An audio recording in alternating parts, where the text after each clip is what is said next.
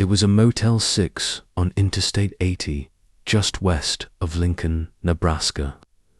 The snow that began in the mid-afternoon had muted the sign's fiery yellow to a softer pastel tint as the light faded in the January twilight. The wind was closing in on the type of empty amplification seen only in the country's flat middle, generally in the winter.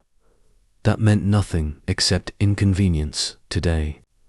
But if it snowed heavily tonight, the weather gurus couldn't seem to agree the freeway would be closed by morning.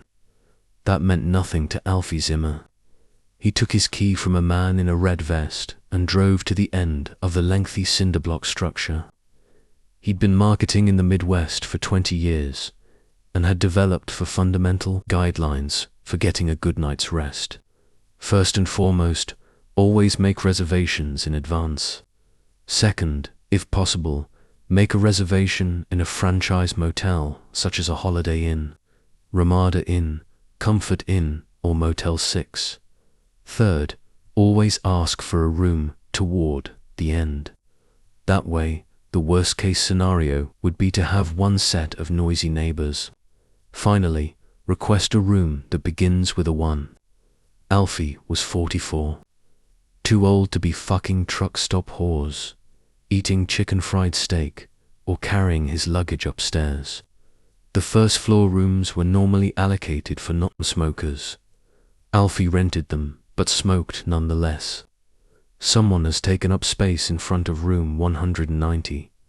All of the available spaces along the building had been taken. Alfie was not surprised. You might make a reservation and insure it. However, if you arrive late on a day like this was after 4 p.m., you had to park and walk. The early birds' automobiles were parked in a long line next to the grey cinder block and the bright Chilo doors, their windows already covered in a thin layer of light snow. Alfie drove around the corner and parked with the nose of his Chevrolet pointing at the white expanse of a farmer's field, swimming deep into the grey of day's end. At the distant end of his eyesight, he could see the spark lights of a farm. They would be hunkered down. Out here, the wind was strong enough to rattle the automobile. Snow skated by, briefly obscuring the farm lights. Alfie was a large man with a florid face and a smoker's loud respiration. He was wearing a topcoat, since it was what customers wanted to see while they were selling, not a jacket. Storekeepers sold to people wearing coats and John Deere caps, but they did not purchase from them. The room key was on the bench near him. It was linked to a green plastic diamond. The key was an actual key, not a mag card. Clint Black was performing a country song on the radio called Nothin' But the Tail Lights. Lincoln now had an FM rocker. But Alfie didn't think rock and roll music was appropriate. Not out here, where, if you switch to AM, you might still hear irate old men yelling hellfire. He turned off the engine, placed the key to 190 in his pocket, and checked to see if he still had his notebook in there. His former pal, save the Russian Jews, he reminded himself, collect valuable prizes. When he got out of the car, a gust of wind hit him hard, pushing him back on his heels and fluttering his pants around his legs. He laughed like a shocked rattlebow. His samples were in the trunk, but he did not need them tonight. No, not tonight or at all. He got his suitcase and briefcase out of the back seat, closed the door, and pressed the black button on his key fob. That one locked all of the doors. The red one triggered an alarm, which you were intended to use if you were going to be mugged. Alfie was never mugged. He guessed that few gourmet food salesmen existed, particularly in this section of the country. Gourmet foods were popular in Nebraska, Iowa, Oklahoma, and Kansas, as well as the Dakotas.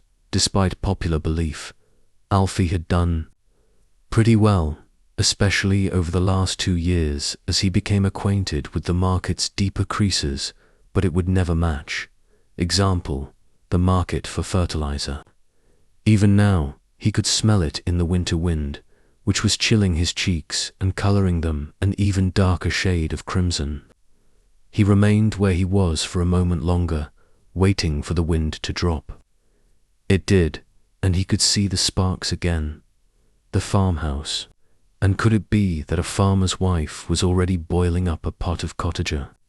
Split pea soup, or microwaving a cottager, shepherd's pie or chicken franquet behind those lights? Yes, it was. It was as plausible as heck. While her husband watched the early news with his shoes off and his sock feet on a hassock. And overhead their son played a video game on his GameCube.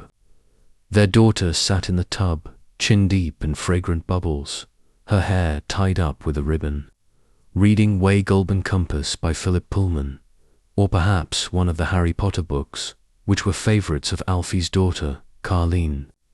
All of this was happening behind the sparklights, with one family's universal joint rotating smoothly in its socket. But between them and the border of this parking lot was a mile and a half of flat field, white in the running away light of a low sky, sleepy with the season.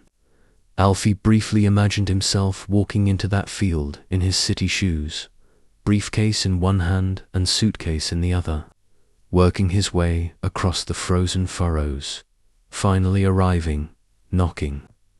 The door would be opened, and he would smell pea soup, that good hearty smell, and hear the KETV meteorologist in the other room say, "But now look at this low pressure system just coming over the Rockies."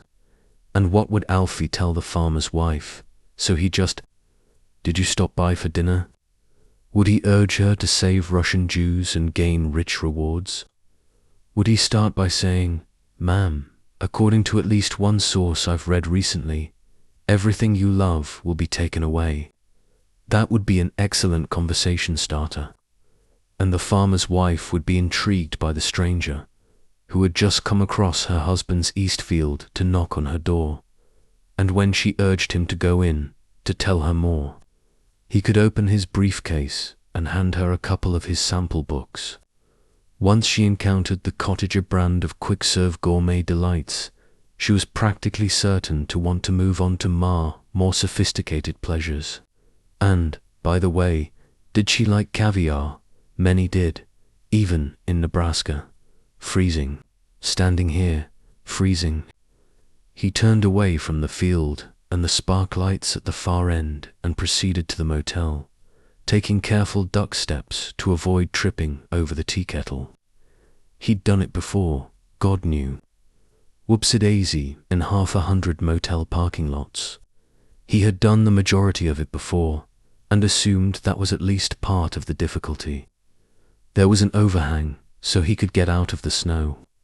There was a Coke machine with a sign saying, "Use correct change," an ice machine, and a snare machine with candy bars and various kinds of potato chips beneath spirals of metal resembling bed springs. There was no use correct change indication on the snare computer. Alfie could hear the early news from the room to his left of where he planned to commit suicide. But it would sound better in that farmhouse over there, he was certain. The wind roared. Snow swirled around his city shoes before Alfie entered his chamber. The light switch was located on the left. He switched it on and closed the door. He recognized the room. It was the setting of his nightmares. It was square. The walls were white. On one was a picture of a tiny boy in a straw hat, sleeping with a fishing pole in his hands. There was a green carpeting on the floor, a 1/4 inch of some nubbly synthetic material. It was cold in here just now, but when he pressed the high heat button on the Climatron's control panel beneath the window, the space quickly warmed up. It would probably become hot. A counter ran the length of one wall. There was a television on it. On top of the television was a piece of cardboard labeled One Touch Movies. Printed on it, there were twin double beds, each covered with bright gold spreads that had been tucked beneath the pillows and then dragged over them, giving the pillows the appearance of child corpses. There was a table between the beds with a Gideon Bible, a TV guide, and a flesh-colored phone. The bathroom door was located beyond the second bed. When you turn on the light in there, the fan will go on, too. If you wanted the light, you also got the fan. There was no getting around that. The light would be fluorescent, with ghosts of dead flies within. A hot plate, a Proctor-style electric kettle, and little packets of instant coffee would be placed on the counter beside the sink. There was an odor in here from the combination of aggressive cleaning fluid and mildew on the shower curtain. Alfie knew everything. He had visualized it down to the green mat, but it was not an accomplishment. It was a simple fantasy. He considered turning on the heater, but it would also rattle, and what was the purpose anyway? Alfie unzipped his topcoat and placed his suitcase on the floor at the foot of the bed nearest the bathroom. He placed his briefcase on the gold coverlid. He sat down, the sides of his coat spreading out like a skirt. He opened his briefcase, thumbed through the brochures, catalogs, and order forms, and eventually found the gun. It was a Smith & Wesson revolver in .38 caliber. He placed it on the pillows, the head of the bed. He smoked a cigarette, went for the phone, and remembered his notebook. He reached into his right coat pocket and pulled something out. It was an old spiral, acquired for $1.49 at the stationery department of some forgotten Five and Dime in Omaha, Sioux City, or perhaps Jubilee, Kansas. The cover was crumpled and virtually completely free of any previous printing. Some of the pages were partially detached from the metal coil that acted as the notebook's binding, but they were all still present. Alfie had been carrying this notepad for nearly 7 years, ever since he sold Universal Product Code readers for Simone. There was an ashtray on the shelf underneath the telephone. Even on the first floor, several motel rooms included ashtrays. Alfie fished for it, set his cigarette in the groove, and opened his notebook. He browsed through pages written in 100 different pens and pencils, stopped to read a few entries. One graffiti read, "I sucked Jim Morrison's cock W, my pouty boy mouth." Lawrence K's restrooms were littered with homosexual graffiti, most of which was monotonous and repetitious, but pouty boy mouth was rather excellent. Another was this, "Albert Gore is my favorite whore, Murdo S. Dak." The last page, 3/4 of the way through the book, contained only 2 entries. "Don't chew the Trojan gum. It tastes just like rubber, a VOCAER. Poopy doopy, you're so loopy, Papillion Neb." Alfie loved that one. Something about the IEIE, and then bam, you have Y. It may have been a simple illiterate error. He was sure that was Mora's interpretation, but why think that way? What fun was that? No, Alfie preferred, even today, to believe that IEIE ... wait for it. Y was an intentional construction, something subtle but fun, like an E. Cummings poem. He rummaged in his inside coat pocket, feeling documents, an old toll ticket, and a bottle of Pilsol, of which he had stopped taking before finally finding the pen that always hid in the litter. It's time to document today's finds. 2 good ones, both from the same rest area. One over the urinal he had used, and the other scribbled in Sharpie on the map case next to the Haverbyte machine. SNA, which in Alfie's opinion vended a superior product line, was for some reason disenfranchised in the I-80 rest areas around 4 years ago. These days, Alfie occasionally went 2 weeks and 3,000 miles without seeing anything new, or even a feasible version on something old. Now it's 2 in one day. 2 on the final day. Like an omen, his pen contained Cottager Foods, the good stuff. The barrel features a thatched cottage, with smoke flowing out of a crooked chimney, inscribed in gold next to the logo. Alfie sat on the bed, still dressed in his topcoat. and bent studiously over his old notepad, casting his shadow across the page. Instead of don't chew the Trojan gum, and then poopy doopy, you so loopy, Alfie wrote, save Russian Jews, collect valuable prizes, Walter Neb. And then all that you love will be carried away, Walter Neb. He didn't say anything. He rarely wrote remarks, preferring to let his finds speak for themselves. Although he had come to assume that explanation made the eotic mundane in the early years, he had marked much more freely. A footnote occasionally proved to be more illuminating than demystifying. He starred the second entry, all that you love will be carried. Distance Walter Neb, and drew a line 2 inches above the bottom of the page before writing ... He returned the pen to his pocket, wondering why he or anybody else would go through with something so near to the end. He could not think of a single response, but of course he continued to breathe. You couldn't stop it without undergoing extensive surgery. Outside, the wind was gusting. Alfie cast a fleeting glance toward the window, where the curtain, also green, but a different shade than the rug, had been drawn. If he pulled it back, he'd see chains of light across Interstate 80, each bright bead marking sentient individuals moving down the highway's rod. Then he returned to his book. He intended to do it, all right. This was just ... well ... breathing, he replied, smiling. He took his cigarette out of the ashtray, smoked it, put it back in the groove, and thumbed through the book again. The entries recalled thousands of truck stops, roadside chicken shacks, and highway rest spots, in the same way that certain songs on the radio can evoke precise recollections of a location. Time, person, what you were drinking, and what you were thinking. Here I sit, broken-hearted, tried to crap, but only farted. Everyone knew that one, but here's an unusual variant from Double D Steaks in Hooker, Oklahoma. Here I sit, at a loss, attempting to shit out taco sauce. I know I'm going to drop a load, only hope I don't e-plode.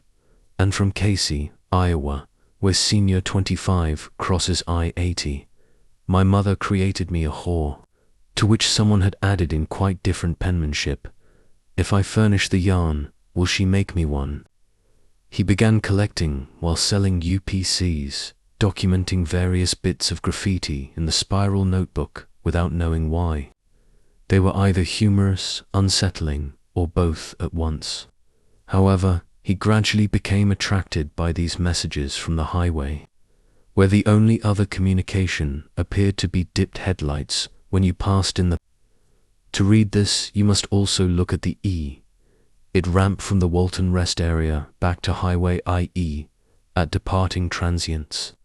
Rain, or perhaps someone in a bad mood throwing you the bird as you passed by in the passing lane, trailing a rooster tail of snow behind you. He gradually realized or perhaps just hoped that something was going on here. The EE, the Cummings lilt of poopy doopy you so loopy, for example, or the inarticulate anger of 1380 West Avenue, kill my mother, take her jewels. Consider this oldie. Here I sit, cheeks aflea, in giving birth to another Tay, Anne. The meter is weird. Not iambs, but some bizarre triplet formula with the stress on the third. Here I sit, cheeks a-flexin', giving birth to another Wexen. Okay, it broke down a little at the end, but it somehow enhanced to its memorability, giving it that final mnemonic twist of the tale. He had often considered returning to school to take some classes and perfect his feet and meter skills. Rather than relying on intuition, understand what he was saying. All he recalled distinctly from school was iambic pentameter. To be or not to be, that is the question. He'd seen that in a men's room on I-70, to which someone had added, "The real question is who your father was, dipstick." These triplets, now, what were they called? Was that trochaic? He did not know. The fact that he could find out became less significant, but he could. It was something people taught. It was not a great secret. Or try this variant, which Alfie had seen all around the country. Here I sit, on the pooper, giving birth to a Maine state trooper. It was always Maine, regardless of where you were and why. Because no other state will scan. Maine was the only state with a single syllable in its name out of 50. Again, it was in triplets. Here I sit, on the pooper. He had considered of publishing a book, just a small one. The first title that sprang to mind for him was Don't Look Up Here, You're Pissing on Your Shoes, but that couldn't be used for a book title. Not likely, and one can only hope that someone will put it on sale at a store. And besides, it was light, frothy. He had come to believe over the years that something was going on here, and it wasn't frivolous. The title, he finally decided on an adaptation of something he saw in a rest area toilet cubicle on Highway 54 near Fort. He finally decided on an adaptation of something he saw in a rest area toilet cubicle on Highway 54 near Fort Scott, Kansas. I Killed Ted Bundy, the secret transit code of America's highways. According to Alfred Zimmer, that seemed intriguing and menacing, even intellectual. But he had not done it, although he had seen If I Supply the Yarn. Will She Make Me One appended to My Mother Made Me a Whore, all over the country. He had never e-pounded, at least in writing, on the stunning lack of sympathy. The just deal with it sen. Civility of the answer. Or how about Mammon is the king of New Jersey? How did one explain why New Jersey made it hilarious when the name of another state surely wouldn't? Even trying looked arrogant. After all, he was only a small man doing a small job. He sold items. There is currently a frozen supper line. And now, of course, now. Alfie took another heavy suck from his cigarette, extinguished it, and called home. He didn't expect to get Maura and didn't. His own recorded voice answered him, followed by his cell phone number. That would do a lot of good. The broken cell phone was in the Chevrolet's trunk. He'd never had much luck with gadgets. After the beep, he said, "Hi, this is me. I'm in Lincoln. It is snowing. Remember the casserole you were supposed to deliver to my mother? She will expect it, and she requested for the Red Ball coupons. I know you think she's crazy about it, but just be patient with her. She is old. Tell Carlene that Daddy says hello." He hesitated, then added, "For the first time in approximately 5 years, I love you." He hung up, considered smoking another cigarette. No worries about lung cancer right now, but decided against it. He placed the notepad, open to the last page, beside the telephone. He grabbed the revolver and rolled out the cylinder, fully loaded. He reinserted the cylinder with a flick of his wrist and slipped the small barrel into his lips. It tasted like grease and metal. He thought, here I sit, about to cool it, and my intention is to eat a fucking bullet. He smiled around the barrel. That was dreadful. He never would have recorded that in his book. Then another notion occurred to him, and he placed the gun back in its trench on the pillow, drew the phone to him again, and once more dialed home. He waited for his voice to repeat the meaningless cell phone number before saying, "Me again. Don't forget Rambo's vet appointment the day after tomorrow, okay? Also, the sea jerky strips at night. They truly help his hips. Bye." He hung up and raised his gun again. Before he could put the barbell in his mouth, his gaze was drawn to the journal. He grimaced and lowered the rifle. The book was open to the last 4 entries. The first thing anyone attending to the gunfire would notice was his lifeless body, stretched across the bed closest to the bathroom, his head hanging down and bleeding on the nubbly green rug. The second item would be the spiral notebook, open to the last written page. Alfie pictured a cop, a Nebraska state trooper who would never be written about on a toilet wall due to the standards of Sklanshan, reading those final entries and perhaps tilting the battered old notebook toward him with the tip of his pen. He'd read the first 3 entries, Trojan, Gum, Poopy Doopy, and Save Russian Jews, and reject them as insane.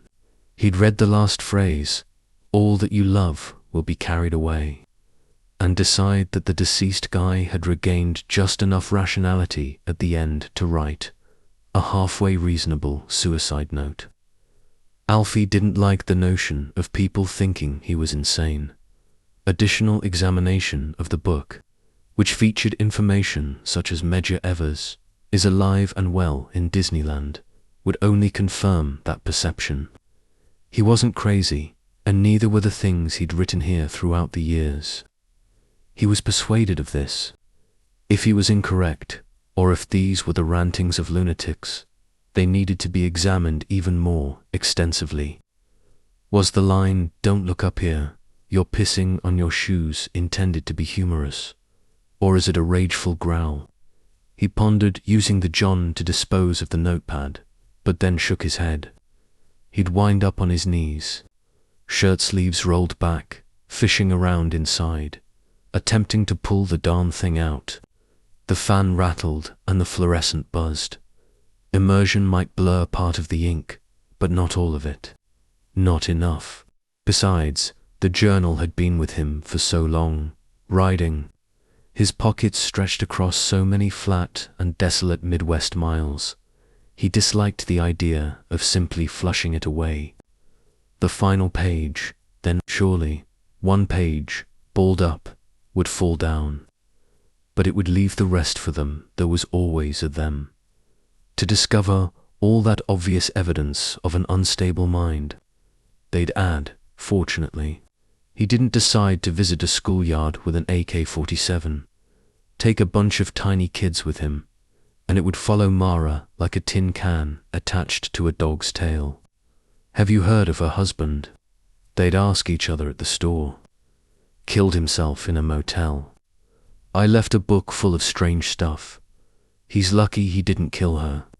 He could afford to be a little harsh. Mara was an adult, after all. Carlene, on the other hand, ... Carlene was." Alfie looked at his watch. At her JV, Carlene was now participating in a basketball game. Her teammates would say the same things as the grocery ladies, but only within earshot and with those terrifying 7th grade giggles. Eyes filled with delight and terror. Was that fair? Of course not, but what had occurred to him was also unfair. When you were driving along the highway, you would occasionally notice large coils of rubber that had unwound from the recap tires used by certain independent truckers. That was how he felt right now, tossed tread. The drugs made things worse. They cleared your thoughts sufficiently for you to realize what a huge mess you were in. "But I'm not crazy," he said. "That doesn't make me crazy. I am not. Crazy might actually be a good thing."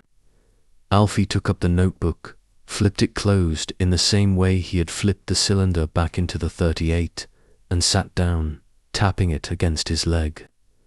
This was ridiculous. It irritated him, regardless of how ridiculous it seemed. The thought that a stove burner might still be on nagged him when he was at home, until he finally got up and investigated, only to find it cold. Only this was terrible, because he enjoyed the information in the notepad. Amassing graffiti, thinking about graffiti had been his true work these last years, not selling price code readers or frozen dinners that were really just Swansons or Freezer Queens in nice microwavable dishes.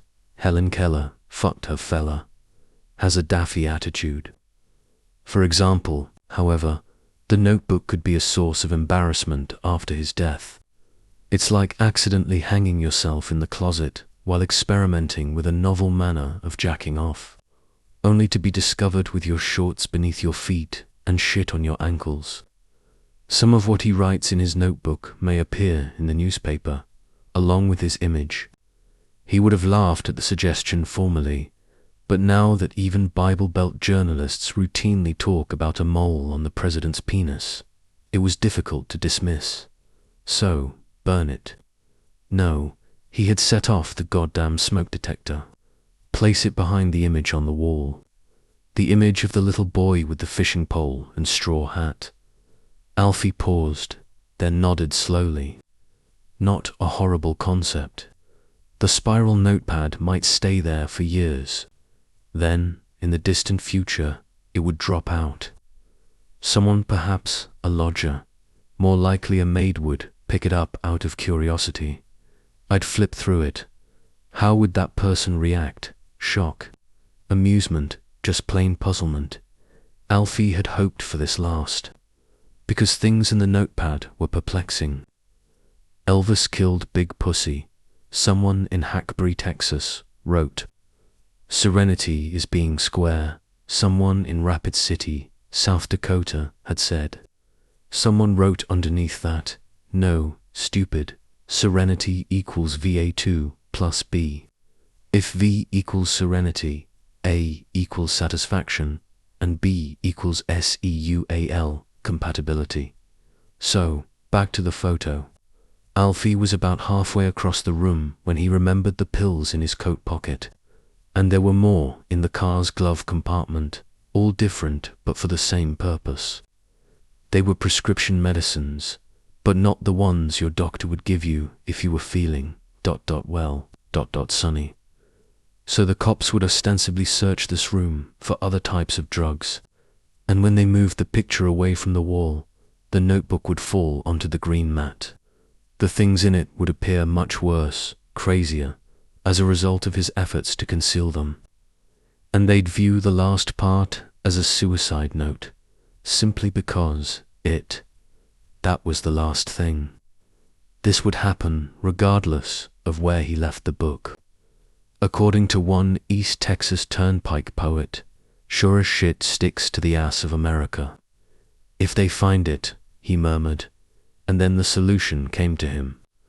The snow had increased, the wind had gotten harder, and the spark lights across the field had disappeared. Alfie stood behind his snow-covered car on the edge of the parking lot, his coat blowing in front of him. By now, everyone on the farm would have been watching TV, the entire family, damnly, that is, assuming the satellite dish had not been blasted off the barn roof. Back at his house, his wife and daughter would be returning from Carlene's basketball game.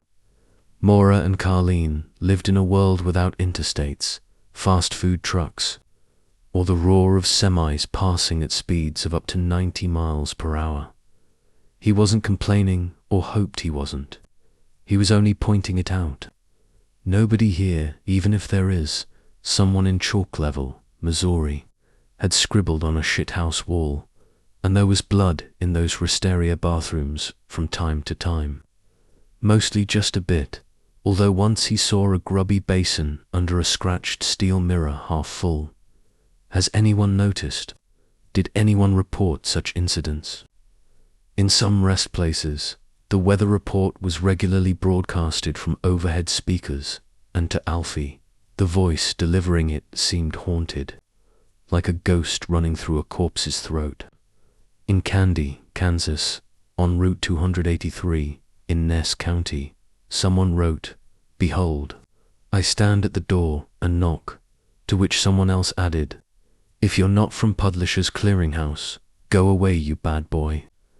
Alfie stood at the side of the pavement, breathing slightly because the air was so cold and full of snow. In his left hand, he held the spiral notebook, which was bent almost double. There was no reason to destroy it, after all. He would simply throw it onto Farmer John's East Field, which is located on the west side of Lincoln. The breeze would help him. The notepad might carry 20 feet on the fly, and the wind could blow it even further before it landed against the side of the furrow and was covered. It would remain buried all winter, long after his body had been transported home. In the spring, Farmer John would drive out this way on his tractor, the cab filled with the music of Patty Loveless, George Jones, or perhaps even Clint Black, and plough the spiral notebook under without seeing it, and it would vanish into the scheme of things. Always assumed there was one.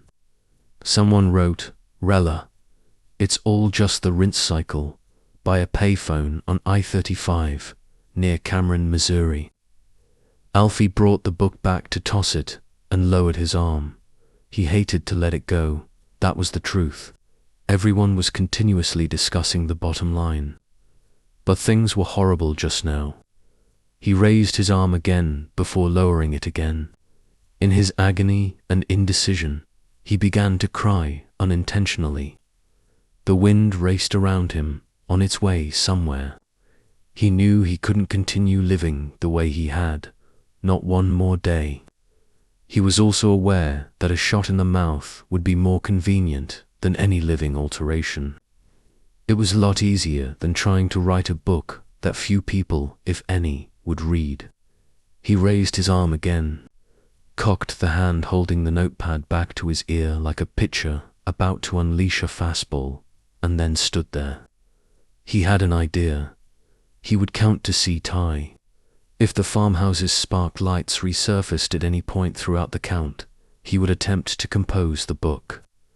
To write a book like that, he reasoned, you'd have to start by discussing how it felt to measure distance with green mile markers, the width of the terrain, and how the wind sounded when you got out of your car at one of those rest stops in Oklahoma or North Dakota. It sounded nearly like words.